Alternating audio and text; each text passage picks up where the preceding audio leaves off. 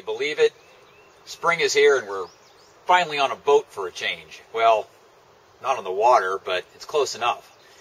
Still got a few more projects to do, but right now I'd like to talk to you a little bit about safety, in particular about ditch bags, why you should have one on board, and what you should keep inside one. A ditch bag is a very important thing to have on board your boat, no matter where you do your boating. What is a ditch bag? Well, basically it's a bag containing all the items you need to contact rescuers and to help them pinpoint you when they get in the area. You can buy pre-made ditch bags from companies like ACR that come with everything you need inside of a buoyant floating bag, or you can put one together like me out of using a waterproof dry bag that you can pick up at West Marine or a camping store or any other boating retail store. Obviously you want your ditch bag to float so that it doesn't sink out of sight when you need it. I attach mine to a standard boat fender. I clip it on to the end of it right here. That way I can still use the fender when I get to the dock and by unclipping it real simply. Another thing about ditch bags is you want them to be readily accessible. It's amazing how quickly a boat can go down, and you don't want to have to be running into the cabin or rooting through a crowded, cluttered compartment to find your ditch bag when you're in a panic situation. Make sure everybody on board the boat knows where the ditch bag is so they can jump overboard with it or throw it overboard while you're tending to other things. Now let's take a look at some of the items you should keep inside your ditch bag. A lot of the items you can carry in your ditch bag are items you'd already have on board your boat, whether through Coast Guard requirements or just general safety purposes. And one of the best items you can invest in is one of these. It's a personal locator beacon. This is a rescue fix made by ACR Electronics. Retails for about $650. It's waterproof, and you register it with the government. So when it's activated, it tells them who you are, who to contact, and most importantly, where they can find you. Now, you don't. The battery lasts for about 5 years before it needs to be replaced, so it's. I'd say it's a pretty good investment. And you can also take this with you, since it's registered to you, the individual, not your boat, like a larger EPIRB. You can take this with you on camping trips or on other people's boats, or you can even lend it to some friends. And you can update the information on the NOAA website. If you don't want to invest in one of those, another thing to think about carrying on board your boat is a good old trusty cell phone. I'm sure a lot of you have a cell phone that you've replaced, and maybe you didn't know that you can still make emergency calls, 911 calls, on old cell phones. So keep the old cell phone, put it in a dry bag, make sure it's charged up every year, and throw it in your ditch bag. You can, if you're close to shore or in an area of coverage, you can use it to contact the local police department, and they can get rescue personnel out to you.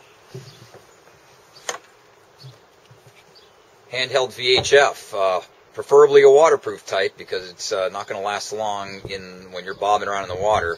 This one doesn't happen to be waterproof, but I keep it in a dry bag and make sure it's, again, charged up, and you can hopefully use this to contact another boat or a Coast Guard station.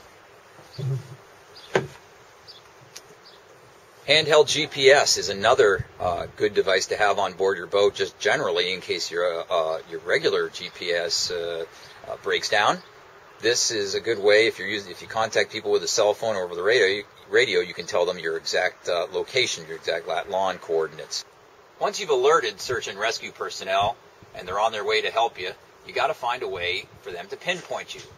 Ocean's a big place, and you're a tiny little dot floating out there in the big ocean. So you're going to need a way to help them zero in on your location. One of the best things I've seen for doing this is a smoke flare. I took a course in New Bedford about 2 years ago, and they demonstrated these. They send out a plume of orange smoke that can be seen for many, many miles. They will immediately draw the attention of rescuers or maybe other boats that happen to be in the area. Obviously, this is only good for use in daylight situations.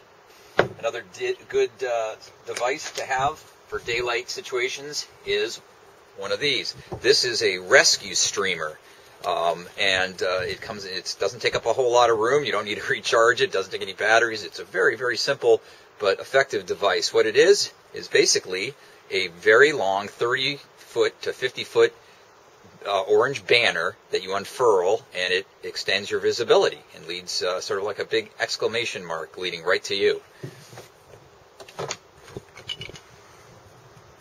Well, we all know what one of these is. It's a signal mirror, an oldie but goodie when it comes to having rescuers pinpoint your location. This one's made by ACR. It has a sighting device on it, so it helps you aim the mirror correctly. It was explained to me by safety personnel that a lot of people, when they use these things, they end up reflecting the sunlight directly into the waves. This helps you direct it towards a helicopter or a plane or someone who's looking for you. This one comes with a rescue whistle. This is a whistle is very effective for letting people know where you are who are nearby. And make sure it is a blows when wet whistle, not one that has a bead in it that can get jammed or waterlogged or somehow rendered ineffective. This one also comes with a lanyard with a handy flotation buoy on it, so you can easily grasp it, and if you let go of it, it won't sink out of sight when you need it. Obviously, you're going to need to have handheld flares on board your boat. They're required by the Coast Guard. These, unfortunately, are not that great for signaling rescuers. They may serve a basic need, but you're better off with some of the other devices I've shown you. Or even better, is a flare gun. This will draw the attention of rescuers very well, and it's also very good at night. A lot of the things we've just talked about are only help rescuers find you during the daytime. But if you're in a nighttime situation, a flare gun will be very effective if you can keep these dry. You want to store these in a watertight bag or other container. But a strobe is a very highly effective way to get the attention of rescuers. These strobes, this one is a Firefly Solus water bug by ACR. It's activated by water. Once water makes contact with these two contacts, it starts operating, and it'll operate for 24 hours, a minimum of 24 hours in, I believe, 40-degree water. And search and rescue personnel can see these things with night vision goggles, and it really does a much better job than just a standard flashlight or something of that nature. You have to carry a signal horn on board, so I keep this in my dish bag as well. Good for foggy situations or anytime you need a large, loud blast of air to attract attention to you. One final thing to consider putting in your ditch bag, even though you should always be wearing a flotation device, I keep this inflatable PFD folded up in my ditch bag. Make sure I take it out every season, and make sure it's in good working order.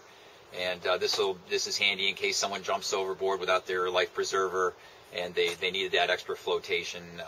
And it's just a good feature to have inside your ditch bag if you have room for it. So there you have it, Ditch Bag 101, and some of the items you should consider having in your ditch bag this season.